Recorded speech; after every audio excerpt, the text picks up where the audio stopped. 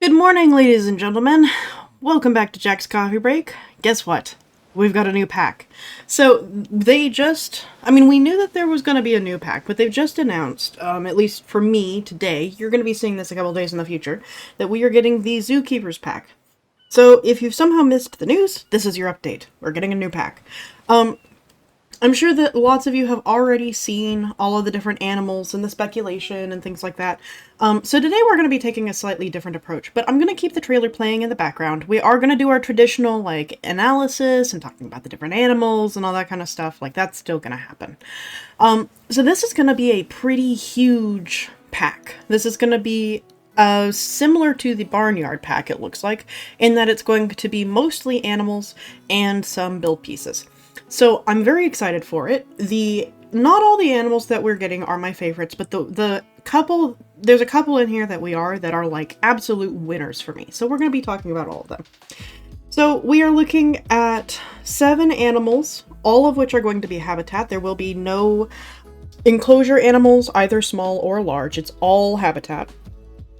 And we're also going to be looking at thereabouts 95 new build pieces, which I have been trying my absolute best to scan the trailer for all of the different new build pieces that we can be expecting, because that's normally what I go in for. Haven't really seen a lot of them except for the tents and the flowers and things like that. But there are a few promotional images that are not available except on other people's YouTube channels. I know that Leaf has done speculation about this. I'm sure Rudy and the Lady Designer and everybody have already had their piece. And so I'm trusting to the rest of my community, I'm trusting to the rest of the community to pick out all of these different major and minor differences. So, what exactly are we getting in this pack, besides everything that you see here? Which we will come back to this because there's a lot to say. So obviously we're getting our Pallas's cat. They look fantastic. We knew about these guys already. We are getting the Hamadryas baboon. We'd seen them in silhouette, but here they are in game now. They look really, really good. We've also got the spectacled bear, also not yet seen, but here we go. We've got them in the trailer. So at this point, let us transition over to some of the pictures. So all the way up at the top, we'd already seen that we were getting markhors. Markhors are goat-like ungulates. So we will be going through the list. So we'd already had them revealed, but we haven't actually gotten any in-game pictures of them. And there's a few of these where we haven't yet. So let's go through all of our animals. Starting with the markhor, this is what they look like. So they're really cool looking animals. They've got these absolutely insane horns. They're apparently incredible at scaling, basically vertical cliffs. They've got a pretty decent range as well. So these are going to be very interesting. They're not quite least concern, they're near threatened, so we want to make sure that we preserve their habitat, but this is their rough range. They're native to the Himalayas, it looks like. So, yeah, looks very, very good. The next thing, let's go back over to our Pallas's cat. Of course, we've seen them already. These are also called the Manul. I call them Pallas cats. For those of you who have seen the meme, why yes, the body is round. They're so good, and the body is in fact round. These are like one of the 2 or 3 animals that I'm super, super excited for. I love my cats. If Planet Zoo was nothing but cats, I would still pay full price for the game. It's so good. These models look absolutely excellent. I love how the fur lays on the body. They've got all of the different lines and the non-stretch mark things that are going on. The tops of their feet are maybe just a little bit too brown. It is normal for the bottom of their feet to be brown, but the tops are not normally this super kind of tan color. This is maybe a little bit extreme, but I'm not going to complain too much. For a video game, for a video game asset creature, this is a good choice. It gives you very clear readability about what this animal is doing. And since cats are so expressive with their paws, I think that this is a good design choice, even if it's not necessarily 100% accurate to real life. They're also playing with each other. Pallas's cats in captivity is an entire situation. But I have seen them in real life. I had the pleasure of going to Poland and seeing these animals in real life. It was really the first time that I'd ever actually gotten to go like up close and personal with them, and they are incredible. They look like just a bigger, chunkier house cat. It's really wild seeing them in captivity and realizing that this is a wild animal and yet I could pick it up and put it on my sofa. It's really cool. So yeah, very excited about them. Let's look at the spectacled bear again. So this is what they look like in real life. So they've got these kind of big dark round areas around their eyes. This is not 100% replicated in their Planet Zoo picture. They're a little bit more happy, a little bit more charismatic, a little bit more personality there. But they do have a lot of personality. I mean, they're a bear, they're going to. Overall, very good. Again, very clear, distinct lines on the fur, and the textures all look really good. They're just maybe a little bit sweeter than they are in real life. But they are very, I don't know, they're excellent little guys. Next up, let's look at the Hamadryas baboon again. So here they are in real life. See the notes on that again. So this is going to be a female. This is going to be a male. The males have bigger, more developed faces. They typically have larger poofs. You can see that both of them have the big red butt. Yeah, very interesting. So I'm not really interested in monkeys. I'll show you the in-game one again. Monkeys are not really my thing in Planet Zoo or in real life. I'm just not terribly interested in them, but I know that the community has been really, really asking for these guys. So I'm glad that you all are finally getting it. I hope that you enjoy playing with them. I'm not really probably going to build for them, but there's another one in here that I really do want to build for. And that is the cockerel sifaka. So this is one that we don't have any pictures for yet in game. But if these look weirdly familiar, like this is something that's scratching at the back of your brain like I've seen this before, it's because we're getting Zaboomafoo, y'all. We're getting my boy Zaboomafoo. I'm so excited. It's gonna be so good. Like when I think of a lemur, this is who I think of. Yeah, so we're finally gonna be getting them in game. I'm very, very excited for this. So this one and the Palace Cat are really my this is what I want. I'm so glad that I'm getting it. Like, this is huge news for me. Another animal that we don't have images for in game yet, we have the African spurred tortoise, which is also called the sulcata tortoise. So if you've ever heard of a sulcata, this is that. Very likely, if you have heard of them, it's because you have been anywhere near the reptile collecting community. Of which I am tangentially a part of. I have a ball python. I bought him at a show, and at that show there were sulcatas for sale. And thankfully everybody there was very clear, like, hey, this is the third largest tortoise in the world. This is only behind the Aldabras and the Galapagos. They're huge. They're enormous. They start off like baby. Like this is a really good image of like how they start off. And then they get to be like they come up to your calf. Let's not look at that one. But they come up to your calf. They're enormous. They're just big. They have these really distinctive spines on the front of their legs. This one actually doesn't really have them, but they've got these like big jutting spines on their front legs that come out like armor. Sometimes people will keep them as like lawnmowers, but for the most part, you should not keep them. Like, if you're thinking about getting a turtle, A, maybe don't, but B, don't get this. Just get it in Planet Zoo. You'll be much happier that way, and so will the tortoise. But they're still really interesting. I expect that this is going to be another really good starter animal, or a conservation credit animal, or, you know, any of those like major turtle farms that people have in game. This is going to contribute to that. It's also really nice because we've not gotten a land turtle since base game. So we started with a couple of land turtles, and we're potentially ending with a land turtle. I really like the symmetry there, but these are very interesting. I find that they're a little bit boring to keep in Planet Zoo, so I don't know how much I'll play with it, but I'll certainly, like, on my own time, build a habitat, you know? So the last one that we're going to look at today is the Kirkstick, which have very fun names. They're tiny.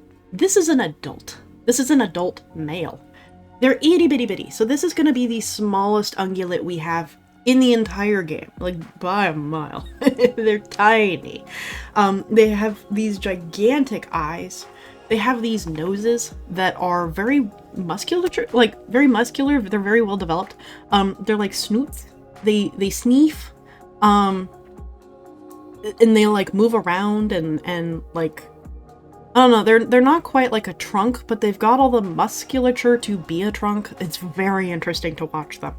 They're just very fun. So I've really enjoyed all of the ungulates that we've been getting lately. I think that they're pulling like all the best ones. There's nothing here that's been generic, and this one by far is not generic. They're very light, very thin, weird looking little guys. So I think that this is also going to be quite fun to build for. So let's move on to what exactly is happening on the splash page, right? We always go through this. Collection consists of 7 highly requested animals, as already specified, so we went through all of these. They will have their own unique characters and behaviors, of course. Very excited to see what the animations for these guys are going to be like. Alongside these iconic additions, the Zookeepers Animal Pack also features 95 stunning scenery pieces to really ensure your guests can celebrate the upcoming Planet Zoo 5th anniversary in style, including decorative bunting and marvelous marquee tents, as well as a selection of lanterns to illuminate your zoo. Park benches are perfect for your guests to stop and enjoy lunch, and additional seating in case your guests would like to just relax and enjoy the view. So once again, very much like the Barnyard Pack, we're going to see not like an entire new build kit, not a big theme build kit. They're just fleshing out all the little details and pieces that we're going to be able to see here. So here is kind of the grand image that they've been showing everybody. So we've got highlights of a bunch of the different animals. So we've got this little waterway. We have right here, up front and center, are going to be our spectacled bears. This over here looks like it's going to be the Hamadryas baboons. And then we've got this entire marquee tent section, which looks incredible. It looks so good. So if you're familiar with the Europe pack, you'll know that we did get marquee tents in the Europe pack. But these do look like different enough that I'm going to appreciate the additions. We've got extra little trim through here. We've got these poles that have like cloth wrapped around them, which we don't have in game yet. It looks like we're going to have these like super large tent toppers, not just the thin pointy ones. So overall, I think this is going to be very good. It's going to be one of those cases where like we're not getting a lot of build pieces, but the build pieces that we are getting just add character. You know, we're character building in the game, we're no longer set building in the game. And I think that that's a good direction to move in. Beyond that, I really haven't seen much that's new here. All of the plants look normal to me. I've seen in other promo pieces where there's like apples, apple trees, apple bundles, singular apples, tons of apples. So new produce for people who care. But yeah, so, and then let's talk about the zoo itself that we're looking at, because this is something special, and I want to try and elaborate on why it's special. Okay, so let's go back to this.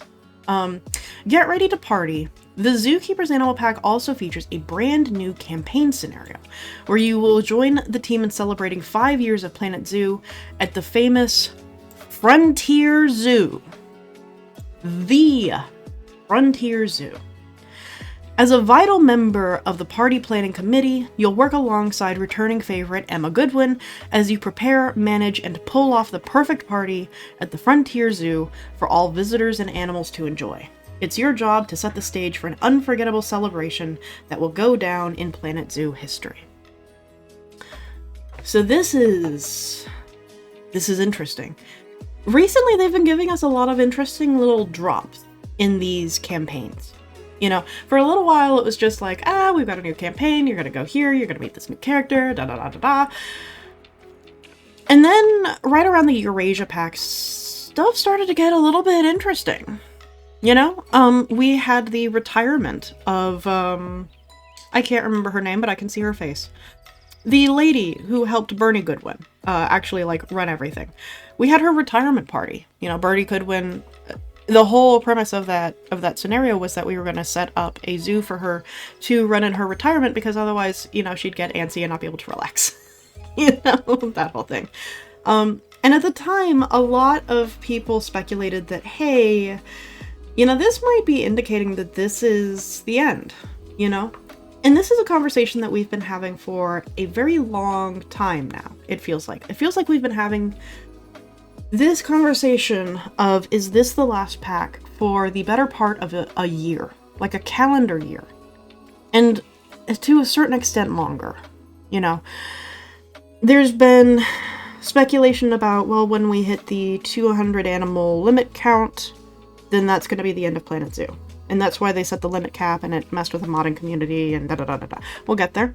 Not a conversation for yet. And then after that, we had the Eurasia pack, where everybody was like, well, retirement sounds like the Frontier team is giving us a polite little nod that, hey, this is going to be the end. We're retiring. We're moving on to bigger and grander things. You know, we're winding down our involvement in the community. And then there was really a lot of empty speculation and of a void of news for a long time, and then all of a sudden the Barnyard pack popped up, and we were all like, what the heck is this? We were all expecting like the Highlands pack, or the Tropical pack, or the Global pack, and all these kinds of things. The Highland pack was the one everybody was really speculating about. And then we didn't get that. We got the Barnyard pack, and it was completely out of left field. And it added domestication, like domesticated animals to the game. This is significant. We're gonna jump into the game real quick, because in our Zoopedia, we've always had this right here. We've always had this little marker. Extinct in the wild, critically endangered, vulnerable, near threatened, least concerned, domesticated, and data efficient. Well, we've had animals with data deficiency. We didn't really have much of anything that was extinct in the wild, and then the conservation pack brought in a few of those kinds of animals. But then we had this little domesticated little highlighter marker right here, and it was never used for anything. There was no animal that was domesticated. And then we got an entire pack that was 100% domesticated animals. You know? Alpine goat, domesticated. We got that update, we got that label changed for alpacas too. They used to be least concerned, they're now domesticated. This just fleshed out what was available, like what parts of the Zoopedia and what parts of the game are actually being utilized. And so once the Barnyard pack ended and we got this sort of void of news, where during the Barnyard pack announcements we had been told, hey, there's going to be one more pack coming. And we said, awesome, thank you for the heads up, we didn't know. And then we heard nothing for months. And then last week we got this drop of, hey, we're going to be combining the anniversary and the new pack. Here's what you're going to get. Here's 3 of the animals. Here's your anniversary animal. Like, huge explosion of news. And then now we've got confirmed the Zookeeper pack. And we're getting the Frontier Zoo. What does that mean? Why does that feel familiar? It's because if you go into your animal trading and you click on source, look what we're going to get. We've got private zoo, we've got pet, custom seizure, right? Well, when you go into franchise mode, which I'm not going to do right now, and you get an animal that is auto-generated by the computer, or that has been gifted to you, either as part of an event or as some part of like a giveaway or a charity or whatever, typically part of like community challenges is how you're going to get them. You will get animals that say, comes from Frontier Zoo. That's where that's from. This is interesting because this is the zoo. This is the zoo that they've been talking about. This is the Frontier Zoo. Planet Zoo doesn't have a lot of lore, but all of a sudden we get this massive lore drop. What's happening? You know? So in that way, it is kind of exciting. Like, for the longest time, I think we all felt that it was just the generic name. Frontier's the company who makes it. This is just fun. It comes from Frontier. It's an auto-developed thing. And now we're getting the Frontier Zoo. I don't know how to feel about this, though. Because, again, we've been speculating about the end of this game for over a year. Emotions are running high. And there's a lot of people in this community who don't want this game's development to end. They want there to be another pack. And then they want another pack. And then they're going to want another pack. And on some levels, I'm part of this group. I don't really want this game to cease development. I'm happy to keep paying for new DLC. I want to keep funding Frontier's endeavors. Right? And DLC is one of the best ways that I can help to support a company that I actually like, as opposed to a bunch of companies that I hate, that are going to take my money whether or not I want them to. This is something that actually brings me joy, And so in a lot of ways, I don't want this to be the end. However, I also recognize that time is linear and that things must eventually come to an end. And in some ways, the fact that they're adding the Frontier Zoo feels like the signature at the end of the letter. It's possible that we're going to get a postscript, and I don't want to put anybody off. It's possible that we're going to get a postscript, but this does feel like the signature at the end of the letter. To me, at least. Back at the Barnyard Pack release, they said we're going to get one more Animal Pack, DLC, whatever. And now, many months in the future, we're back to speculating, well, this isn't the end, maybe. And so we keep ping-ponging back and forth between, is this the end, but this isn't the end, but it could be the end, but it isn't the end, and we've been strung along like this for over a year now. And I'll be completely honest with you guys, I'm tired. And I'm kind of a little bit over this speculation cycle. It's very emotionally draining to be put in a place where you don't know whether or not something that you look forward to is going to continue to happen, or if you need to put those hopes away for a little while. And so I find this very exhausting. Again, I don't want this game to end, but there is also a large part of me that wants to turn towards the future. And there is a lot of inclinations from Frontier that they are also looking towards the future, right? So while this could end up being the last DLC, this will be the big bang, this will be the celebration at the end, this is the party, like they're saying, it's also possible that this is not the end. Of course, for Frontier, the fact that they're continuing to sell DLC like hotcakes 5 years after the game's release is a good indicator that this is a great way to drive profit, and profit means that they can keep developing games. So they do potentially have a financial incentive to keep this going ad infinitum, just into the future forever. But it's also possible that they really need the development team to be moved over to something bigger and better. So we will continue along that train in a little bit. For now, I think let's go ahead and finish up on this page and talk about this free update. So this is not going to be the big, massive, huge update 1 point whatever that adds a new feature into the game. This is very much like we're gonna chill out and just, finish pulling in some gaps. This is more of an anniversary update than it is a content update. So we'll be releasing update 1.18 alongside this pack, which will include the African leopard, which is seen right here. This is your African leopard. He looks fantastic. Let's get that bigger picture for you guys. Yeah, he looks really good. Some people have been disappointed that we're getting yet another cat. Some people are disappointed that it's just another leopard reskin. However, I will say that for the 5 years that this game has been out, the community has on some level been asking for African leopards the entire time. It does round out the big 5, so they're very popular as far as that goes, especially for people who like to build African zoos. So I think that as an anniversary animal, this is really good. For those who are disappointed, I will also just mention, from my perspective, that I would much rather get a leopard reskin as a free animal than have to pay money for it. That's my perspective. So I'm really happy with this. I would much rather get the palace cat as a DLC, and then this guy as a free animal. You're welcome to disagree, and of course you are valid for doing so.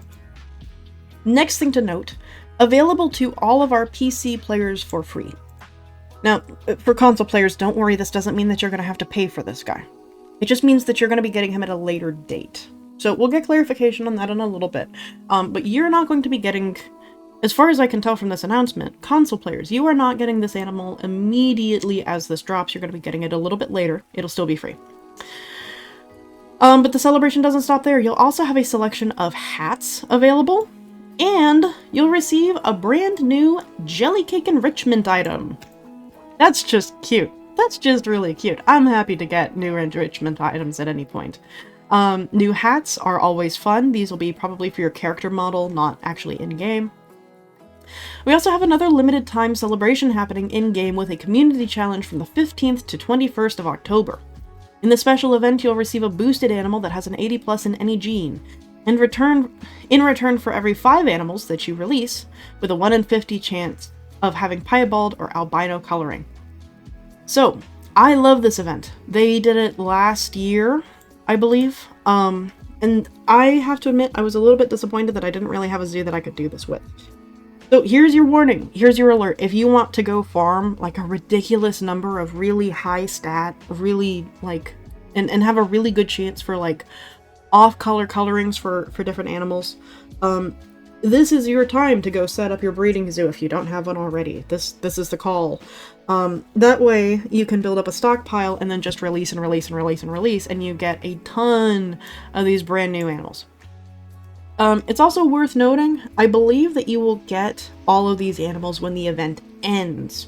So if you get to like your 5th animal and you're like, well, I was told that I was gonna get like a new like 80+ % gene animal, where is it? You probably have to wait until I think the 22nd of October. That's how they did it last time. I could be remembering wrong, but I think that's what we're gonna do.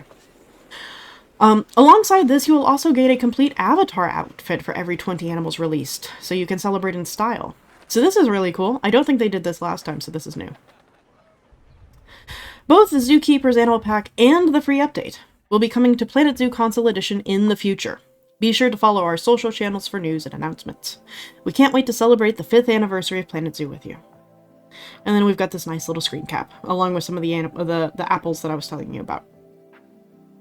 So, my overall thoughts and opinions on this one?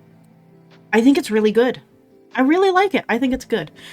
Again, we're just adding character at this point. There's nothing truly revolutionary here, but there's a lot of popular animals, there's a lot of zoologically significant animals, there's many beloved animals, and so I think that as an animal pack, this one is a win, you know. Like I said, there's only a handful of these that I'm like really excited for, but I always love to test out all of the different guys just to see if there's something that I like building for in game, even if I'm not attached to them in real life. That does happen. Like in real life, I'm not a huge fan of African wild dogs. In the game, they're my favorite animal to build for, hands down. I love them. They're so good. The new scenery pieces, again, if they're right for your zoo, you're going to get a lot of use out of them. That's true of every pack, you know. If you don't build buildings in South America, you're not going to get a lot of use out of the South America pack. Same thing with this. It looks like these are a lot more universal. You know, we're going to get these lettered buntings. These right here on this screen. Let me pull that up nice and big for those of you who are on mobile. Yeah, so these little buntings, they're gonna have text, so that's gonna be a lot easier for us to work with. Just a lot more little decorations, all that kind of stuff. So I think overall, there's nothing in this pack that has made me go, It's just good, you know. So it gets my stamp of approval. I'm gonna be buying it, obviously. And I am curious and excited to hear what you guys do with it too. So, if you're just here for the DLC breakdown, this is going to conclude the DLC breakdown. Everything from here on out is going to be discussion and speculation. If you don't want to stay for that, thank you very much for joining me for this part so far. Yeah, have a great time. Happy building. Let me know what you do with all the different animals. I'm very excited. For those of you who want to stay for the speculation, let's get to it. Okay. So, again, at some point in time, whether we like it or not, whether we want it or not, in fact, I'm going to put the trailer in the background on loop for you guys, just that way you've got something fun to enjoy. Whether we like it or want it or not, this game someday has to come to the end of its development cycle. When is that going to be? Is it going to be when this drops on October 15th? No, because they're still going to have to do a bug patch. But is it going to end after next pack? Is there even going to be a next pack? Is it going to end in 2 packs? Is it going to end in 2027? Is it going to end when Frontier dies? I don't know. Nobody knows. And this is the problem that I have been having, is that Frontier has not been clear with its community about what its game plan is for this game. They have attempted, I thought we all agreed that they were very clear last time, back during the Barnyard pack, that this pack right here, the Zookeeper pack, was going to be the last DLC for the game. And we are now back on the speculation train about whether or not this is going to be the last pack or not. There are a couple of reasons why it could be. There are a couple of reasons why it couldn't be. Reasons why it could be the last pack. Number 1, Zookeeper pack. This branding feels fairly definitive. This feels like an end cap.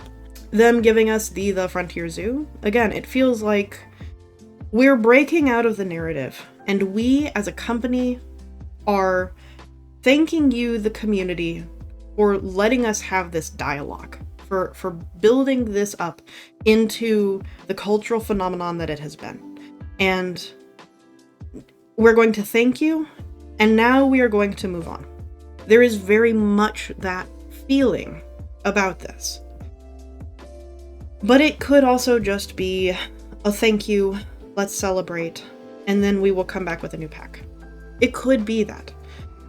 There are business reasons why Frontier might want to keep producing development into the near future. 5 years after the game's release, this game is still printing money. It's still one of the biggest games on Frontier's lineup. It's done significantly better than any of their outside IPs. Frontier has made it fairly clear that they want to focus on internal, like in-house game development rather than trying to harvest IPs like Warhammer and the F1, the Formula 1 series and all that kind of stuff. Sounds very much like they're kind of done with those. And it was pretty clear after their shareholder meeting from last year. They had lost a significant portion of money and they needed to reorganize essentially what their priorities were going to be. And as part of that roadmap, we got the announcement we got the speculation, at least, for Planet Coaster 2, which we now know was true. We got indications of Planet Zoo DLC, which is one of the ways that we knew that the Eurasia pack was coming in the first place. And then we also got indications of a mysterious other Frontier game. Others have speculated Frontier, like Planet Aquarium. And considering that ultimately Planet Coaster 2 has focused very much on water parks, I don't think that speculation was actually as unbased in reality as one might think. It's kind of like split in the middle there, kind of.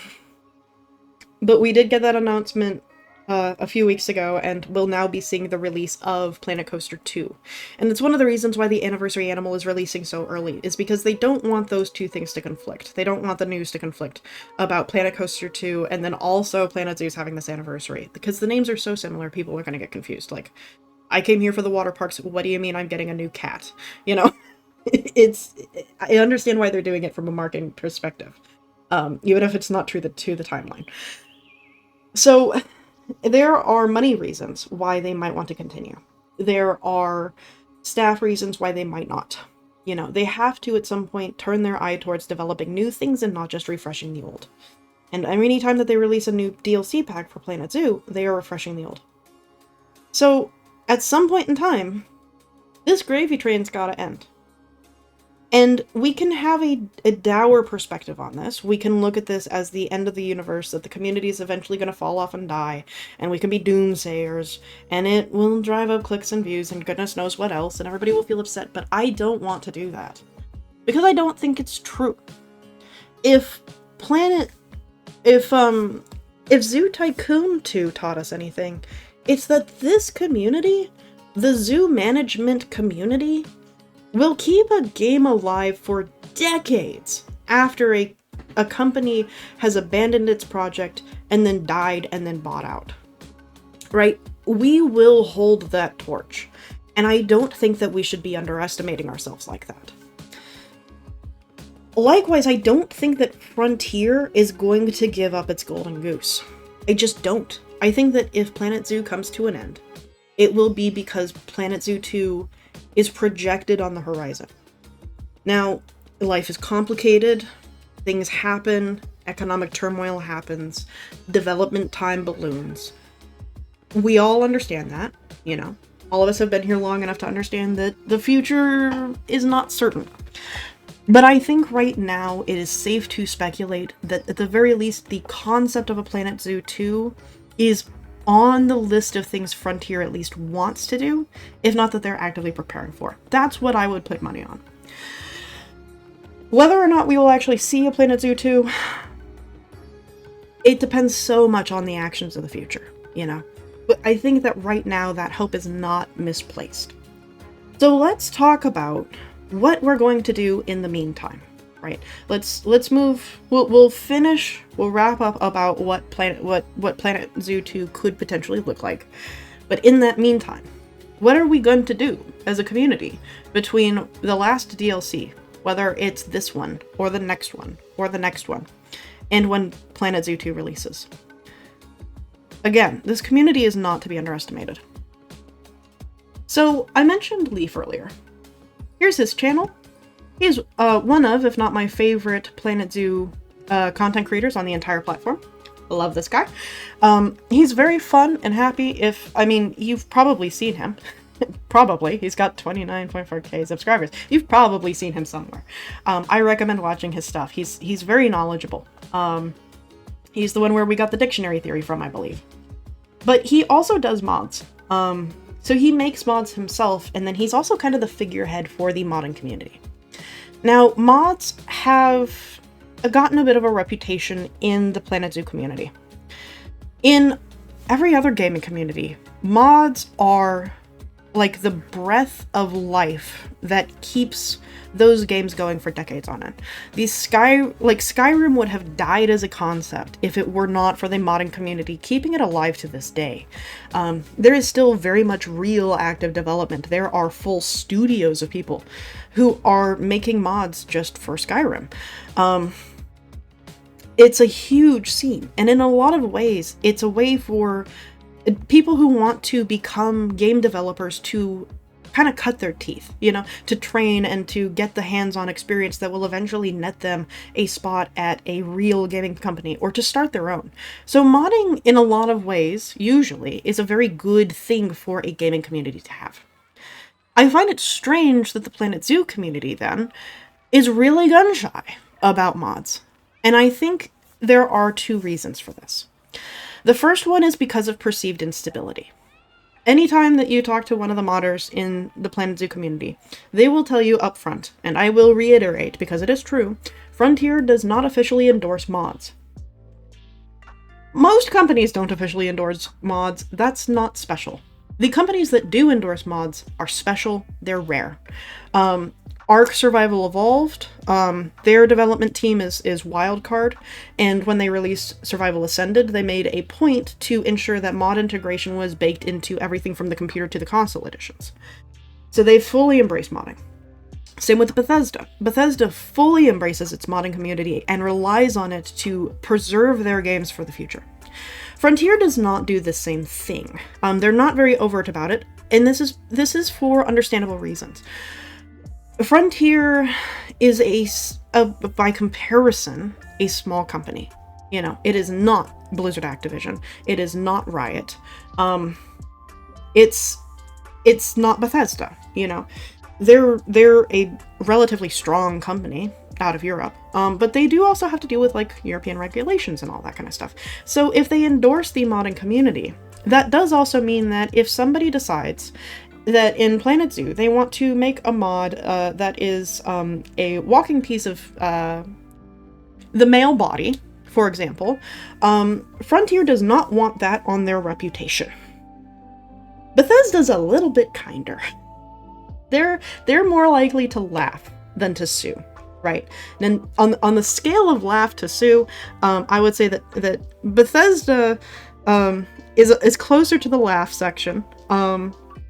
And Nintendo is on the we're gonna sue you to oblivion, and Frontier doesn't want to sue anybody, but they also don't want to be associated, right? They want to stay more neutral. So it's understandable from a business perspective that they would not endorse mods, right? At the same time, we did see that for Planet Coaster, we eventually got basically a workshop tool, or like a workshop integration build kit thing for people to basically make their own content, their own maps and mods and things like that, and be able to integrate them into the game, and we got that at the very end of the life cycle. It is entirely possible that they will do the same thing for Planet Zoo, at which point modding really does become the future, you know? And I would argue that right now, as things stand, modding is still the future. Whether this ends up being the end of the game or not, the modding community have done incredible things. So they've got individual animals, you know, basically name an animal, it already exists on the Nexus. If it doesn't exist on the Nexus, you can commission somebody and they will make you that animal and they'll put it up on the Nexus for free. They just ask for, you know, a little bit of money for their time, their effort, and their skill. And quite frankly, I think that that is a reasonable thing to ask of people. I don't think that people should be forced to work for free. You see what I mean? It's important that we respect people's time and skill and abilities, even if it is for something recreational, and maybe perhaps, especially if it's for recreational things. It's a luxury item, you know? But that does mean that there is a massive selection on the Nexus. Brings up, what on earth is the Nexus? Welcome to the Planet Zoo Nexus page. This is where you download mods. There are a ton of mods on here. We've got everything from Siberian Huskies to Florida Panthers, to camel spiders, and this is just what was released within the week. That's it. We've even got like bird species and all that. So if you're really into birds, popular for 30 days. We've got all kinds of stuff. We've got fish, and then we've also got scenery, which is very interesting. So if like me, you are really big into building, you like the animals, but you really want more build pieces, you can actually just go get more scenery on Nexus. Like, it even comes in packs. It's really cool. And they've got full climbing integration and collision and all that kind of stuff that you would expect of, like, a Frontier developed scenery item. They have that standard of quality, you know? The modding community is very big on making sure that their mods are of quality. So, again, going back to those stability issues that we briefly talked about, one of the things that the modding community had to fight with was that every time that Frontier would release a new update, there was a chance that it would break a certain string of code. And if their mod had was dependent on a string of code, and then Frontier changed that piece of code, then it would break the mod. At which point the mod developer would have to go in and they'd have to reprogram things in order to make it fit the new update. And during this period, things would break. If you have an animal that is modded from a Nexus in your Planet Zoo game, and then all of a sudden it's no longer available, when you load into your map, it would cause issues of not being able to load in, or corruption, or things like that. And so the modding community has been working very hard to limit those things. And in the last year, and maybe longer, they've really not had those issues. Frontier has been a little bit, and not respectful, but a little bit more accommodating, in terms of adding in new code and not breaking things for the modders. And likewise, the modders have kind of gotten a feel for what's going to change, and they make a point to not build their mods on code that's very, volatile. And so a lot of both the animal mods and the scenery mods have become very stable. It's not been... Those mods have not really broken for a very long time. And typically when they do break, the mod developer is able to get them fixed within a day or two. There's only been a handful of incidences where this has not been true. And they have not happened for a very long time. So modding is in a much better place, I think, than we as the community are giving them credit for. Right? These are passionate people who have a vested interest in, at the very least, making sure they can run their own game. So they're going to want to update this stuff so that way they can play their own game, and so that way they're not harming you, right? They are very community-minded people. Like I said, Leaf is kind of the head, like, not the head of it, but he's kind of the, like the figurehead. Like, he's kind of the poster guy for the modding community. It's him and Lion Rider. They're like the two big ones here on YouTube. Leaf actually has a guide. This one's about a year old. I wouldn't be surprised if he updates it soon. The Ultimate Planet Zoo mod installation tutorial. So he will just teach you how to do this. And then if you have any questions or any issues or whatever, there is a Discord. Somewhere there's a Discord. Pretty sure. So he will tell you all about it right here in this video of his, and he's usually pretty good about updating these things. And the Discord will absolutely help you if something breaks, or if you don't know what you're doing, or anything like that. There is an entire community who are willing to do their best, you know? This is the tab I want, my goodness. So, I myself am probably going to start modding my Planet Zoo game pretty quick here. There's a few animals that I want, but there's also a lot of scenery that I think, with Frontier making it clear that they're just polishing the game now, there's a lot of scenery that I want that it's evident that I'm just not getting, you know. I was hoping really hard that we would get a Mexico build pack at some point, or a Central America build pack. I think it is safe to say at this point, with the shape of DLCs in their current state, that we will not be getting that build pack. And so I think I'm going to end up modding my game. That way I can have those pieces and I can have a little bit more freedom when it comes to building. And I feel confident in doing that because of the fact that it looks like development's coming to an end. And the moment that official development comes to an end, well, there's not going to be any more patches to mess up all of the modders' code.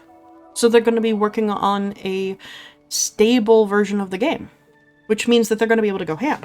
And they've already started to. They've figured out how to unlock animations so they can start building their own custom animations now. They don't have to rely on the existing rigs if they don't want to. The number of rigs that we have in the game has rapidly expanded, which is increasing the number of animals that people can make.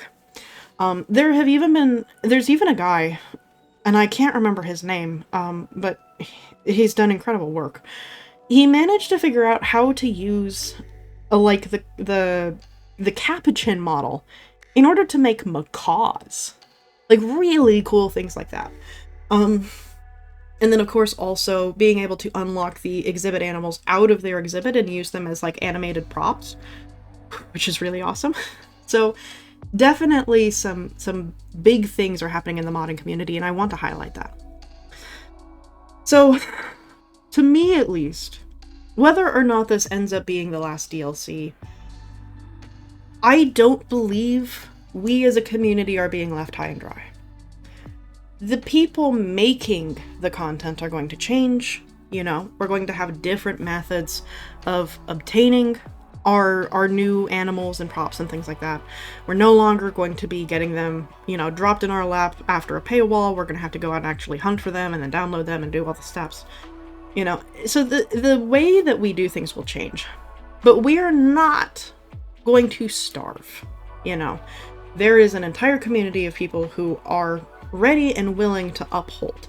And even if the modding community dies tomorrow, there are so many animal and prop mods available that you have years of animals to work through on the Nexus before you're gonna get bored, you know.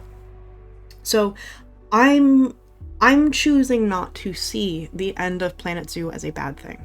I see it as the next step towards more freedom to be able to get the animals that I truly want rather than waiting for a list, or having to upvote or anything like that. I can just go get them, you know. But let's turn even farther to the future, because modding will help tide us over, but it will only ever do that. It will only ever tide us over, right? Eventually, we're all going to get tired of playing Planet Zoo, and we're going to dip. It'll be like Skyrim, you know? We'll come back once a year, we'll play for like a week or two, build really amazing zoos, and then we'll put it down, and then we'll come back in a little while. And that's just how old games are. You know, that's a healthy cycle. You know, it's normal. But at some point in time, there needs to be...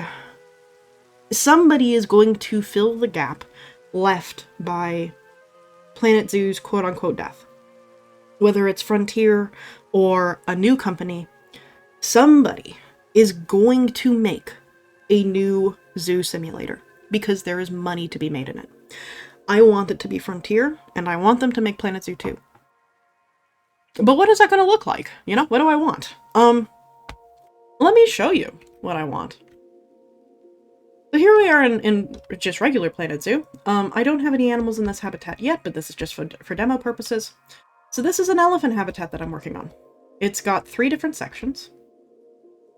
So we have this area over here. We have this main showcase area right here. And then we have the keeper area right here.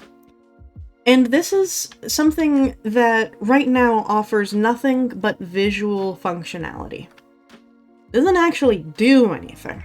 You know, I can close these gates to try and lock elephants into these 3 different sections to keep them from interacting.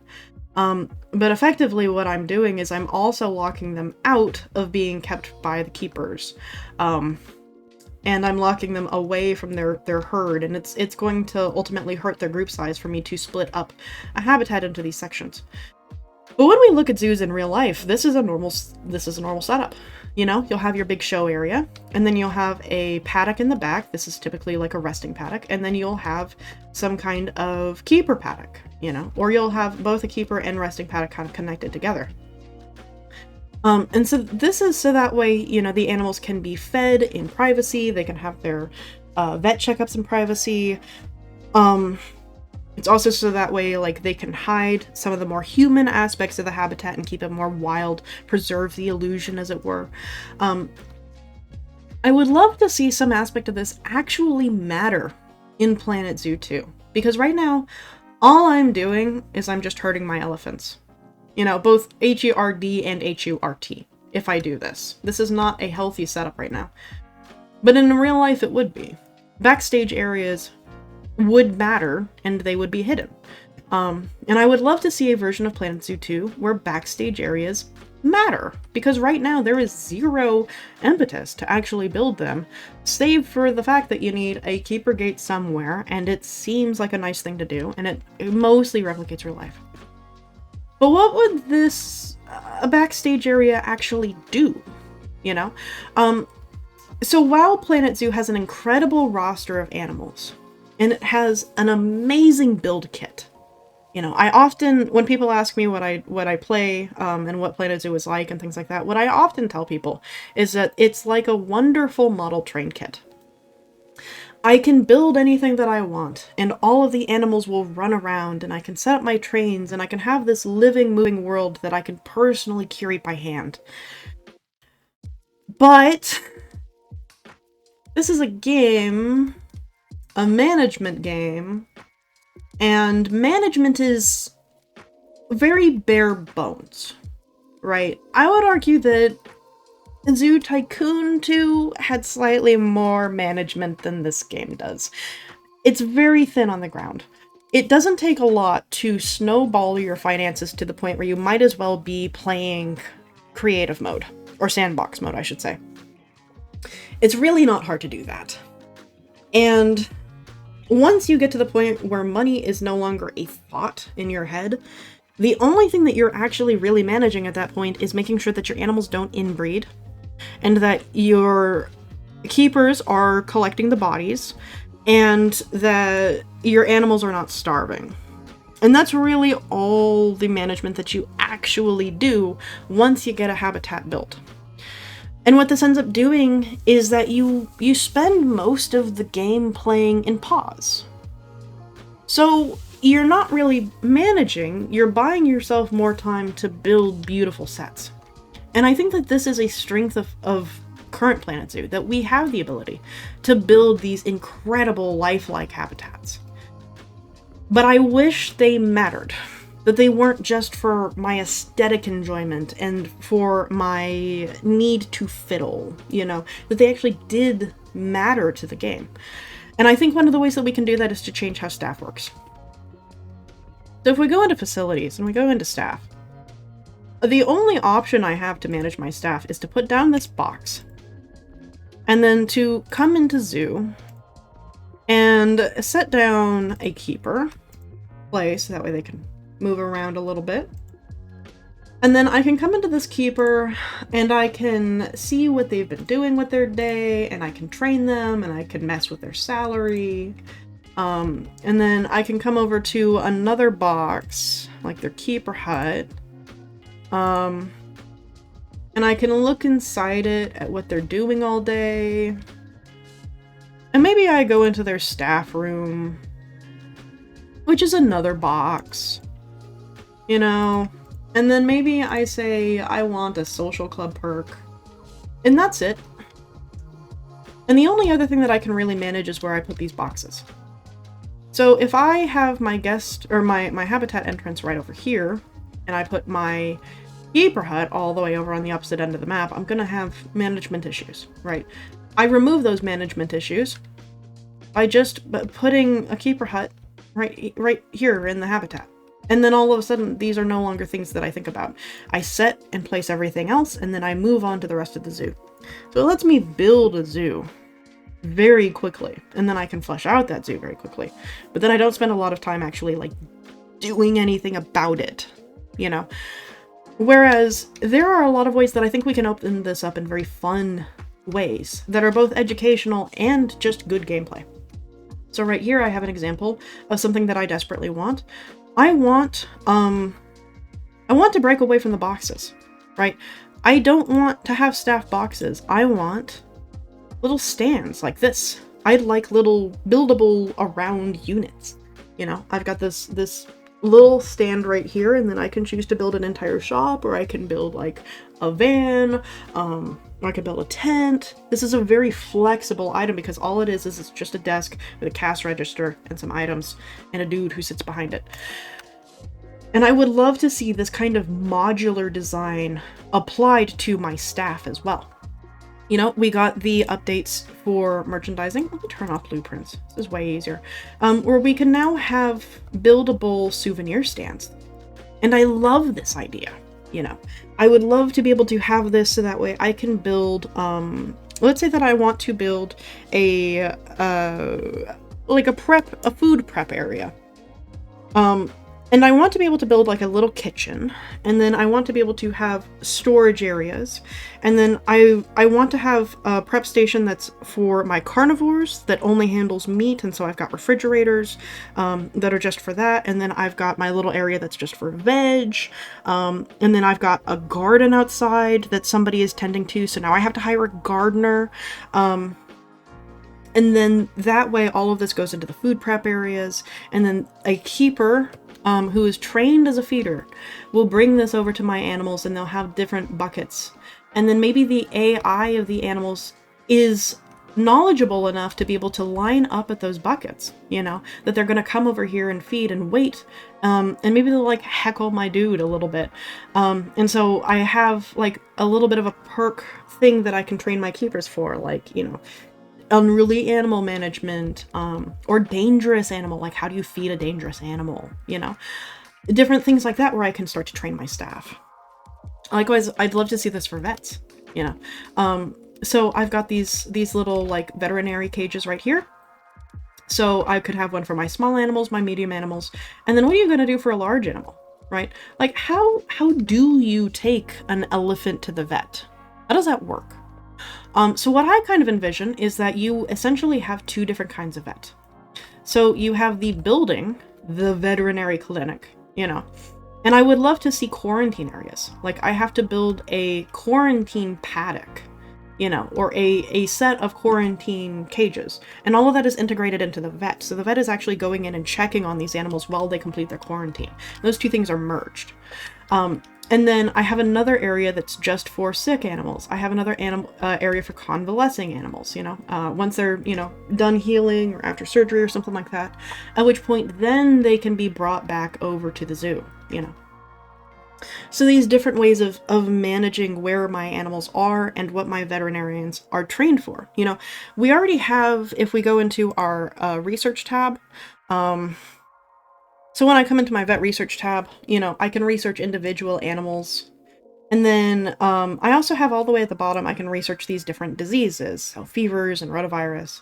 I'd also love to be able to research different kinds of injuries, you know? So maybe I have a vet who's specifically trained for injuries. And then I have another vet who's specifically trained for diseases. And then I have another vet whose only job is to come into the habitat and do individual checkup. You know, their only job is to give shots, injections, and to make sure that nobody's snuffly today. And if somebody is snuffly today, then you know that you need to call the disease expert.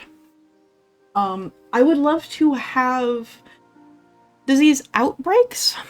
So this is something that real-life zoos have to deal with. One of the reasons why we care about bird flu, especially in the zoo community, is because, or the planet, you know, the real-life managing of zoos, is because when we have a bird flu come by, everybody's got to put their birds away, you know?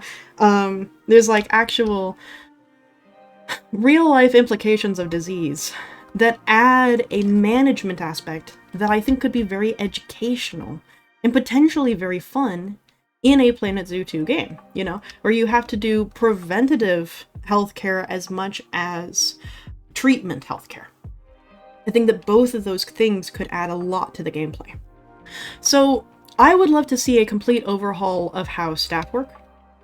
Keepers, again, I would love to see them having to actually like manage resources and like for us to have a garden or have some kind of city imports where we actually have to like supply the food. But then waste management. You know, waste management really doesn't happen in this game. Either a caretaker just sort of plungers a bin, or a keeper comes in and vacuums up the poop, and then that's kind of it. And it's very clean and it's very spotless, but it's not true to real life, right? Fun fact, if your city has a zoo, there is a very high likelihood that your city is being fertilized with exotic animal manure. Like, if your zoo has elephants, there's a very good chance that your local park is being fertilized with elephant poop. Because animals poop, y'all. And that's gotta go somewhere. And you can't just necessarily burn it. And even if you could, you're wasting valuable plant nutrition. So a lot of zoos actually have a waste management system set up where they can then sell that manure to the city to help provide for funds. I would love to see that replicated in a Planet Zoo 2. So that way, you know, you actually do care. Oh, thank goodness. The Markhors pooped. I'm gonna get a payout for this, you know? So all of these different ways that we can kind of explore more in depth both the realities of managing a zoo, while also keeping it fun and educational in the ways that Planet Zoo 1 has succeeded at so well. I think that there are ways that we can do that. Next thing. Everybody is wanting birds. Everybody wants birds. Now, we have birds. We have, like, 9 of them. That's a bird. Like, that is a bird. We have birds. So the community shouting from the top of the rafters that we don't have birds, it makes me wonder what we're asking for. Do you want flighted birds? Because I think that that's going to be a Planet Zoo 2 feature. Not in the sense that I think it's a guarantee. I think that it is a necessity that it be a Planet Zoo 2 feature and not a Planet Zoo feature. I've done a lot of tutorials on this game, and in order to make those tutorials, I have to rip apart the mechanics of this game. I have to really get to know what all of the animal AI is behaving like, and how it is thinking, and how the game is processing. And everything I have seen in this game tells me that the AI that the Cobra engine is using is too stupid to figure out flight. And that's not on the developers, right? This is not me calling the developers names. Don't think that. Don't ever think that. But the architecture, the construction of the programming in this game is not robust enough to calculate flight volumes, right? It took them 2 years to implement deep diving. And in order to make deep diving, like in order to make flight, you basically have to take what they did in deep diving, and then you have to turn all of the void up here into a material substance and have that be air, and then have all of the individual animals calculate off of those air volumes, and then figure out their own patterns that are not automated like we have for the bats. This is an incredibly difficult task. And it's one that eats processor power. If you just want to see how badly it eats processor power, go into a map right now and then dig out like most of the map and then add water to it. Your game's gonna lag, and it doesn't matter if you have the most beefy computer on the earth or not, it's gonna stutter. And that's because it takes so much processing power. Because of the way that this engine calculates those volumes, right? We know that they can do it because of the aviaries in Jurassic Park, or Jurassic World 2, whichever game that was. We know that they're capable of it. But Planet Zoo is not working on that version of the build engine. It's a different set of architecture. And so I think if Planet Zoo 2 wants to have flight, that's something that we need to be talking about now, where they're still working on the engine and updating it to the new model that they're going to use for a Planet Zoo 2. So that way they know that they need to calculate for that. Right? This is something that we've already seen for Planet Coaster 2 to a certain extent. Planet Coaster 2, we're going to get water parks, which was not something that was possible in the original Planet Coaster engine. It just was not a thing, you know? And we know this because the Planet Coaster 2 engine is what they built Planet Zoo off of in its initial builds. That late stage development. And we know this because of artifacts that we found in the engine. So, after already building a brand new game off of the old Planet Coaster model, they then had to go through and over the course of a year add deep diving. So the water mechanics were not robust enough for them to have had something like a water park at the time. Now, here we are in 2024, and they have managed to figure that out with the engine. It's far more robust. The water mechanics actually work. You can have water parks now. So I suspect that if we're ever going to get flight in a Frontier-developed Planet Zoo game, it's going to have to be in Planet Zoo 2, just because of the sheer amount of work that's going to need to be put into that system. It's going to have to come from the engine up. It's not something that can just be thrown in at the last minute in order to appease customers and shareholders. So I think that that might end up being a huge selling point, is probably flying creatures. And it's also possible that we may end up with a lot more aquatic creatures, you know? The aquatic calculations off of these games is already very good. It's not perfect. There's still errors. There's still problems with it, but it's way better than where we started with. But going back to that original bird question, while I have this trailer playing in the background, there is something that I want you to look at, and I want you to notice as we do this, right? I want you to look at this picture. And instinctually, I think you know that there's something wrong here. Fundamentally wrong, right? It's not the logo, it's not the buildings, it's not the park. What are you not seeing? What have you never seen in Planet Zoo? Ambient animals. There's no squirrels. There's no fish, except for the dead fish at the bottom of the pond because you put a feeder in there for your bears. There's no ambient flying birds. There's no, like, little bugs crawling around on the tables. There's no mice. There are no ambient animals in this picture. Every animal that you see in a zoo, you put there. Or you put its ancestors there. This is, I believe, a limitation of the build. And it's, I think, one of the reasons why the community is so emphatic that we get birds. Because when we go to a zoo in real life, there should be pigeons everywhere. There should be a squirrel somewhere in this image trying to steal a child's ice cream cone. There should be fish in this river. and turtles and wading birds and bugs, and there's none. And I think it has been giving us a sense of uncanny unlife that I think has been eating at all of us subconsciously. And I think that that's why this community is so intent on birds. Because we have them, but it doesn't feel like we do. Because they're not doing what birds do. They're not harassing you, they're not standing in your way, they're not eating your french fries, they're not pooping from a mile up. They're not doing real bird things. They're wandering around and being beautiful set pieces, but they're not being birds. And as birds are probably something that you see hundreds of a day, it gives us this sense of an uncanny valley. This is something they can fix in Planet Zoo 2. They can implement a procedural engine, kind of similar to what we've seen in Tiny Glade. Tiny Glade was made by 2 people.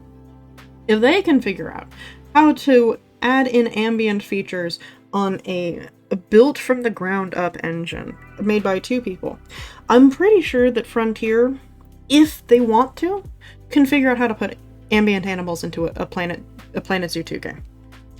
I'm like 80% confident. And I think that that would relieve a lot of the tension that a lot of us are feeling whenever we look at this blank map with nothing in it, and it gives us this uncanny sense of a blank open canvas with nothing touched in it. And even when we start to have like this big old massive habitat that takes up basically the entire park, it still feels dead, right? Because we don't have the water, like we have something like the water on the waves, but it's just a little bit of ripples, you know? The trees don't have air rustling through them. And there are no birds. Right? There's no pigeons coming to sit on this rock, and there should be. But that's something that can be fixed. And I would like to see it fixed. I think it would relieve a lot of that tension that the community is clearly showing.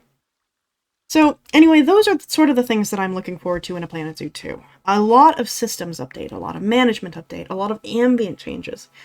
Their core is so strong that it makes sense that we don't want this to be the last pack.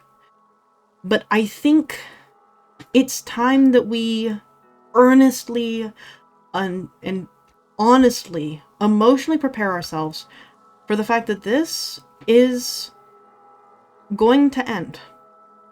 But that doesn't mean it has to be bad, you know? There can be great things in the future if we let them happen, you know? But we have to be willing to let the Frontier team have that freedom. We can't be pulling them back for every single new animal that we would like to see and say, hey, go build this for me. Because otherwise we're going to stall out a Planet Zoo 2. They're just going to keep refreshing what already works instead of innovating. And I think what this game needs is a true, from the ground up innovation. And that's only going to happen if we accept that this might be it. But anyway, this has been my soapbox. If you have had a good time somehow, you know what to do. Thank you very much for joining me.